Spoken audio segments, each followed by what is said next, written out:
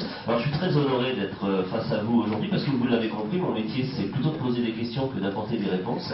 Et donc je vais essayer néanmoins de partager avec vous ce matin une réflexion qui fut la mienne lorsque on a décidé il y a 2 ans à peu près, 2 ans et demi, de consacrer un dossier de la revue Place Publique dont je suis le rédacteur en chef à la question de la ville numérique. En fait, j'avais choisi, et c'était un petit peu volontaire de ma part, de traiter ce sujet au moment où j'ai été nommé rédacteur en chef de la revue. C'est une revue que vous connaissez peut-être, qui est une revue bimestrielle, donc il y a 6 numéros par an, une fois tous les 2 mois, qui s'intéresse aux questions urbaines au sens large. Je tiens beaucoup au sens large parce que ça nous permet de parler de beaucoup de choses, d'urbanisme, de culture, d'histoire, de numérique, c'est ce qu'on va faire ensemble ce matin.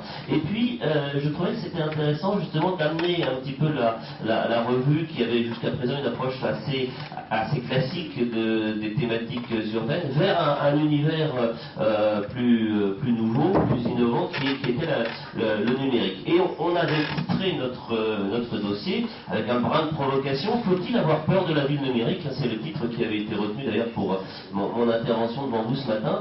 Alors, évidemment, quand vous lirez le dossier, parce que vous pouvez y accéder gratuitement en ligne à partir de notre site internet, puisque le numéro a plus de 2 ans, donc maintenant c'est dans le domaine public, là aussi, vous verrez que les réponses que nous avons apportées sont assez nuancées, que nous avons sollicité des spécialistes qui ont pu chacun à leur manière, avec leur degré d'expertise, mobiliser des comparaisons, des analyses, à la fois ici à Rennes, et puis sur des territoires beaucoup plus éloignés, là aussi, du croisement, du frottement. C'est un petit peu ce qui caractérise toutes ces approches. Alors, on s'est interrogé, et c'est ce dont je vais vous parler ce matin. J'ai essayé, en préambule en quelque sorte de ce dossier, en introduction, de synthétiser les choses et d'essayer de montrer comment et où le numérique transformait la ville, puisque c'était ça notre champ d'étude. Et j'ai identifié, alors c'est pas du tout exhaustif, et je pense que dans le cadre des travaux que vous allez mener toute cette semaine avec les intervenants et les encadrants qui vous accompagnent, vous pourrez ajouter, amender, enrichir la petite liste très rapide que je vais vous présenter. J'en avais retenu 8 facteurs qui sont d'une certaine manière intéressants à observer dès lors que l'on s'intéresse ou qu'on s'interroge sur ville et numérique. Ces 8 facteurs, ces 8 interactions, ces 8 couples, les voici. Tout d'abord, on s'était intéressé numérique et formes urbaines. Et qu'est-ce que le numérique a comme incidence dès lors que l'on s'intéresse à l'architecture et à l'urbanisme? Tout à l'heure, Mario Gontron, dans son intervention avant moi, a insisté sur le fait de taper Smart City, vous allez voir des images. Et elle a raison, parce que vous allez voir effectivement apparaître sous ce vocable-là une certaine manière de faire la ville, y compris dans ses formes les plus évidentes, c'est-à-dire les immeubles, les buildings qui la composent. Comment est-elle cette ville numérique? Eh bien, elle est souvent très verticale, très dense, très transparente aussi. Et ça, c'est intéressant de pouvoir l'observer. Qu'est-ce que nous disent ces formes urbaines? Alors, il y a un danger, peut-être, là on revient à la question faut-il avoir peur d'eux. Le danger, c'est l'uniformisation. Parce qu'il ne vous a pas échappé que si vous vous promenez dans les grandes mégapoles internationales, eh bien, toutes les villes se ressemblent, les chambres d'hôtel sont fichues de la même manière, les buildings qui répondent justement à certains critères de modernité, eh bien, on les croise, que l'on soit à Singapour, à New York ou à Sao Paulo, et les centres commerciaux, donc manière de consommer, elles aussi sont influencées par ces comportements-là. Donc je vous invite à observer, c'est mon premier point, peut-être ce lien entre le numérique et les formes urbaines. Avec peut-être un paradoxe à ce stade qu'il faut déjà noter, c'est que, en fait, le numérique ne fait pas la ville sur un plan architectural, le numérique transforme plutôt nos usages, on revient sur ce que disait Sébastien Ramos aussi juste avant moi, transforme nos usages dans la ville. Et c'est mon deuxième point, ce sont nos modes de vie qui vont être impactés par le numérique. Numérique et mode de vie, ça change tout. Vous êtes comme moi avec un smartphone dans la poche et il vous est peut-être arrivé de manquer de tomber dans une bouche d'égout, de rater un trottoir parce que vous êtes en train de consulter vos mails ou répondre à un SMS tout en marchant dans la rue. Ça porte un nom. Nous sommes devenus d'être distrait. Nous sommes rentrés dans l'ère de la distraction, c'est pas moi qui le dis, c'est un sociologue de Rennes 2, alors je sais qu'il y a des étudiants de Rennes 2 dans cette salle, c'est Nicolas Telly qui est professeur en humanité numérique, je vois que certains d'entre vous le connaissent, qui avait signé un très bon papier dans Place Publique justement sur cet éloge de la distraction, cette nouvelle manière finalement d'habiter la ville. On est à la fois ici et ailleurs, grâce ou à cause du numérique. Donc ça, c'est quelque chose qui modifie aussi la manière de circuler dans la ville.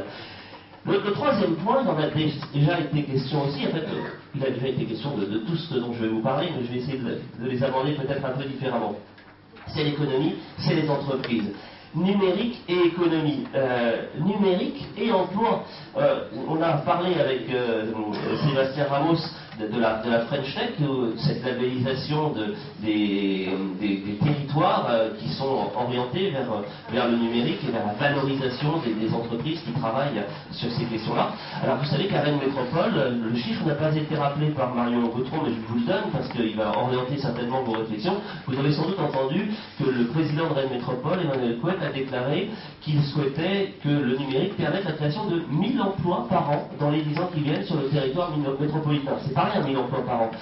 Ça veut dire qu'il a la conviction, en tant que responsable politique de ce territoire, qu'il y a là un nouveau segment économique, presque une nouvelle industrie qui pourrait demain prendre le relais de certaines activités traditionnelles, matures. On pense évidemment sur notre territoire, par exemple à l'automobile, avec la diminution, j'allais dire l'attrition de plus en plus grande du secteur automobile industriel autour de PSA. Donc numérique et économie peuvent faire bon ménage et c'est intéressant d'aller voir justement d'un peu plus près quels sont ces métiers qui sont ainsi créés. Alors vous savez qu'à Rennes, il y a des outils pour cela. Je pense à Bicom par exemple, qui est un institut de recherche technologique que vous connaissez peut-être, qui a pour vocation précisément de mettre en relation des grands groupes industriels et des start-up du numérique pour tester, développer des innovations, des applications dans de nombreux domaines. Je pense notamment à la santé. Ils ont un pôle santé, ils ont également un pôle, je crois, autour des questions urbaines. C'est tout à fait intéressant. Je vous encourage à aller regarder ce qu'ils font. On a parlé de citoyenneté aussi tout à l'heure, et c'est mon quatrième point, c'est le lien entre la démocratie locale et le numérique. Quelle est la place du citoyen dans cette ville intelligente, hein? C'est un enjeu, il a déjà été abordé, qu'il faut vraiment avoir en tête, et notamment quand on s'interroge sur les données publiques ou les données privées que nous émettons plus ou moins consciemment. Sébastien Ramos l'a rappelé, et il a cité cette formule que j'aurais bien volontiers utilisée, d'ailleurs je vais le refaire à l'instant, qui est de se dire, et c'est vraiment important d'avoir ça en tête, sur Internet et dans le numérique, si c'est gratuit, c'est vous le produit. C'est vraiment ça. C'est-à-dire qu'il n'y a pas d'angélisme dans tout ça, il y a une forme de monétisation d'informations que nous générons de manière plus ou moins consciente et qui sert effectivement à constituer des bases de données qui demain, même aujourd'hui et cet après-midi, vont alimenter des systèmes économiques et industriels qui vont s'adresser à vous en fonction de vos besoins et de vos attentes. Alors, le citoyen et le numérique, il y a quelque chose de formidable que vous connaissez peut-être déjà, et j'espère que vous les fréquentez ou que vous allez y aller. Ce sont par exemple ce qu'on appelle les Fab Labs. Les Fab Labs, qu'est-ce que c'est? C'est un lieu ouvert à tous. Justement, là, on ne demande pas de brevet de technicien pour pouvoir y participer. Ce sont des endroits qui sont peuplés de bricoleurs, de bidouilleurs qui savent coder. Vous savez, qui vont pouvoir, avec des imprimantes 3D, mettre au point des innovations. Alors, il y en a une à Rennes que vous connaissez parce qu'elle a été très médiatisée. C'est, voilà, je vois un qui fait effectivement la fameuse main bionique de Nicolas Huchette.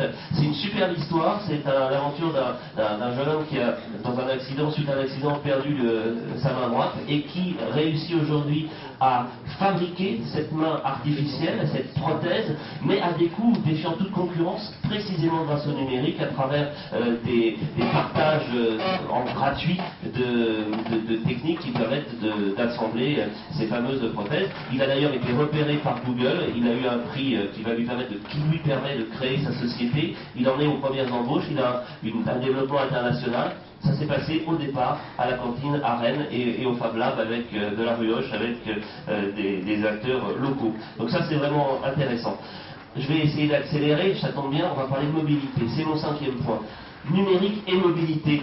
Vous l'avez remarqué, aujourd'hui, quand on veut se déplacer, quand on prépare un voyage, eh bien, on a envie d'avoir une information en temps réel, on a envie de savoir exactement quel est le moyen de transport le plus immédiatement disponible. Si vous êtes, par exemple, adepte de Blablacar, il suffit de faire une réservation, vous avez le choix, il y a plein de propositions qui s'amènent à vous. Ça, c'est le numérique qui le permet. De la même façon, aujourd'hui, l'autopartage, avec simplement une carte, là, comme ça, que je ne la perds pas, une carte Corrigo à Rennes, vous pouvez, en réservant avec un portail dédié, réserver une voiture à côté, là, par exemple, de la fac de droit, et je déverrouille le véhicule pour la durée du temps d'utilisation dont j'ai besoin avec ma carte. J'ai rencontré personne, ça s'est fait très rapidement. Je rends la voiture, la clé est déjà à l'intérieur. Voilà, ça sont des innovations. Alors, c'est tombé dans le domaine public, c'est plus vraiment une innovation, mais ce sont des choses qui se sont aussi bien développées à Rennes, et c'est intéressant de voir comment ça change notre quotidien. Demain, lorsque la 2e ligne de métro sera mise en service à l'horizon 2019-2020, il est question que cette ligne soit également une sorte de vitrine du numérique, c'est-à-dire qu'on pourra rester connecté, même en étant dans les stations souterraines, on pourra continuer d'avoir accès à cette information, à tweeter dans le métro, si certains en encore un peu de patience, ça devrait pouvoir être fait.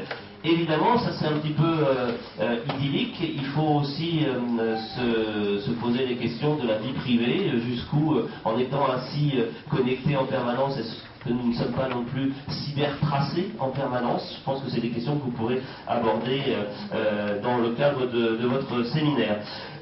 3 points rapides pour terminer. Quelque chose que moi qui me tient à cœur et à vous certainement aussi, c'est de faire le lien entre numérique et création. Et création notamment artistique. J'ai parlé tout à l'heure de la création technique avec le Fab Lab. La création artistique aussi, on peut avec ces nouvelles technologies imaginer des images, imaginer des sons, imaginer des spectacles immersifs. Il y a des belles réalisations ici et ailleurs, que je vous encourage à découvrir, avec par exemple dans le cadre du festival Opportunités Digitales que vous aviez peut-être vu à Rennes l'année dernière, on avait assisté à la mise en son, alors c'était il y a 2 ans, ça, des températures et des conditions atmosphériques au Québec et à Rennes, et en une 3e ville, je crois. Les artistes avaient modélisé en quelque sorte des données météo, enfin numérisé des données météo pour les transformer en musique. Et on avait les atmosphères sonores en fonction du temps qu'il faisait. Une autre initiative, c'est un vrai coup de cœur pour moi, je vous encourage à la découvrir, c'est Architectural Sonor Works. Il avait été d'ailleurs présenté lors du séminaire dont parlait Sébastien Ramos à Saint-Malo, le Smart Vision. C'est un artiste rennais, Cyril Brandilly, et un musicien rennais également, Romain Dubois. Ils ont mis au point une technologie qui permet de mettre les villes en musique. Je m'explique. Ils ont là aussi, à partir de la donnée, toujours la donnée, on en revient toujours, cette fameuse data, grâce à la numérisation des villes dans leur cartographie, c'est-à-dire la densité, la hauteur des immeubles, s'il y a des grands espaces verts, s'il y a des montagnes à côté, tout ça, ça se traduit en données numériques. Et bien, à partir de ces données numériques, ils les transforment là également en son. Et ils proposent un parcours, vous pouvez aller voir sur leur site, il y a plusieurs villes qui sont ainsi numérisées, c'est assez hypnotisant, c'est assez long, la longueur du morceau, ça dépend de la taille de la ville. Donc, et chaque ville a sa propre musique. Bon, voilà, ça c'est quelque chose que je m'arrête là-dessus pour vous le citer parce que c'est vraiment intéressant à découvrir, ça s'appelle Architectural Sonor Works. Voilà. Et puis, dernier point, et vous en êtes finalement l'illustration parfaite dans le cadre du séminaire qui vous réunit là aujourd'hui, c'est l'éducation, numérique et éducation. Est-ce qu'on va pouvoir apprendre autrement avec le numérique? Est-ce que d'abord cela s'apprend, le numérique, et est-ce que ça permet d'apprendre autre chose? Alors il y a les codes, vous savez qu'aujourd'hui on dit qu'il faudrait peut-être apprendre à coder dès l'école primaire. C'est un langage qui permet de programmer, qui permet de naviguer peut-être plus facilement. Moi j'en suis bien incapable, mais là aussi c'est peut-être une question de génération. On évoquait cette dimension-là tout à l'heure. Il y a certainement des pistes à suivre. Il y a des équipes de chercheurs aussi à l'université, j'en vois certains devant moi, qui se mobilisent sur ces questions-là, qui influencent évidemment et leur réflexion théorique et leur pratique pédagogique. Alors vous voyez, pour toutes ces raisons, faut-il avoir peur de la ville numérique? Je ne pense pas qu'il faille en avoir peur, je pense qu'il faut bien comprendre toutes les interactions que le numérique peut avoir à la fois dans nos vies quotidiennes, dans nos modes de vie urbains et dans la manière dont nous travaillons ensemble, nous échangeons, nous faisons société ensemble. C'est peut-être cela le message principal, le reste n'étant qu'un outil. Après, c'est à nous de nous en servir et de nous en servir pour des choses qui en valent la peine. Je vous souhaite une très bonne journée, une très bonne semaine. Et si vous avez des questions, je peux éventuellement tenter d'y répondre. Oui. Comme vous parlez de faut-il en avoir peur, des limites du numérique, de la vie intelligente, je pense automatiquement au syndrome Weber, qu'on n'a pas su gérer, qu'on n'a pas su encadrer, mais qui est une innovation et qui fait partie de la vie intelligente. Et est-ce que vous avez réfléchi à ces problématiques qui peuvent se poser par la suite, à trop bien fonctionner sur la vie intelligente, aller trop loin, et donc du coup comment régler? Alors, votre question est intéressante, et elle rejoint ce que disait Sébastien Ramos dans son propos juste avant moi, quand il parlait de disruption. C'est ça, là on est confronté à un changement. Alors il y a un mot à la mode aussi que vous entendez et qui est mis à toutes les choses, on change de paradigme, hein, comme on dit. Effectivement, on passe sur une autre manière en l'occurrence, si je prends votre exemple, de prendre le taxi ou de faire un déplacement. Alors, là où ça pose problème, c'est que il y a des cadres juridiques et sociaux qui existent, évidemment. Par exemple, le marché des taxis, les régies par des plaques qui sont distribuées en fonction d'un quota, et ça s'achète, etc. Quand il y a un nouvel entrant qui bouscule, sans mauvais jeu de mots, les codes, et qui s'affranchit finalement des contraintes qui s'imposent à ses concurrents antérieurs, évidemment, ces concurrents historiques, entre guillemets, sont bousculés et sont remis en question. Donc la difficulté, en fait, c'est la transition. C'est-à-dire comment on va accompagner ce passage nécessairement un peu délicat, ça frotte, ça pique, ça pince, entre un État et un autre. Uber a voulu y aller à fond la caisse, sans prendre de gants. On a vu les résultats, surtout dans un pays comme la France qui est très attaché à ses avantages, à ses acquis sociaux, pour des bonnes raisons, mais peut-être aussi pour de moins bonnes. Ça a eu le mérite, vous l'avez souligné, d'ouvrir le débat. On voit que après les premières crispations, ça commence à maintenant, les gens les différentes responsables commencent à se parler, à réfléchir, à imaginer un cadre pour le développement. Donc voilà, l'intérêt de cette transition, de cette transformation numérique, c'est que d'abord elle impacte tous les compartiments de notre jeu et qu'elle oblige aussi tous les acteurs à modifier ou à réfléchir comment je m'adapte, qu'est-ce que je vais faire pour pouvoir continuer de travailler sans perdre mon âme, tout en étant plus efficace et en répondant, si je suis par exemple offreur d'un service ou d'un produit, que ce produit ou ce service réponde aux attentes de mes clients, non pas de 1985, mais de 2016. Oui. J'ai l'impression qu'il y a un point commun entre les deux points que vous avez évoqués, c'est l'innovation. Est-ce que vivre en intelligence et la ville intelligente, elle peut regarder ce qui s'est passé avant, plutôt que prendre des exemples antérieurs? L'innovation se nourrit forcément d'un parcours construit dans la durée, et une innovation, enfin je ne suis pas spécialiste, mais là je parle sous le contrôle de gens qui sont beaucoup plus que moi, elle ne naît pas comme ça un beau matin, elle est forcément le fruit de réflexions, d'expériences historiques, ici, ailleurs. Donc le fil rouge de l'innovation dans la ville intelligente, vous avez raison, moi je pense que c'est assez pertinent, c'est un état d'esprit aussi, c'est de se dire, on est confronté à des difficultés. Alors les difficultés on les connaît. Moi hier soir par exemple, je vais faire de la pub pour quelque chose que j'ai beaucoup apprécié. Je suis allé voir le film Demain. Je ne sais pas si vous avez vu ce film de Mélanie Laurent. Et il est assez génial ce film parce qu'il donne des solutions très concrètes à des problématiques que l'on connaît tous, réchauffement climatique, dérèglement économique, etc. Et il pose ce film a été voir concrètement dans différents endroits, comment là aussi des citoyens, des collectifs d'habitants décident d'inventer une vie un peu différente. pas besoin forcément d'avoir des moyens faramineux et des millions de dollars à portée de main. Ça passe par une manière de travailler, de consommer différemment, d'avoir un rapport à l'agriculture, notamment en milieu urbain, tout à fait intéressant. Voilà, donc ça, pour moi, c'est une forme d'innovation, mais ça n'est pas forcément conçu dans des laboratoires ultra perfectionnés. Oui. Moi j'ai une question, quand on parle de ville connectée, d'une intelligence, on parle tout de suite d'un téléphone, d'ordinateur. Vous ne pensez pas que quand on veut enlever le nucléaire d'un côté et mettre tout genre de matériel dans notre quotidien, il va y avoir un problème? Alors là, vous faites allusion, et vous avez raison de le faire, à la consommation énergétique de tous ces appareils connectés.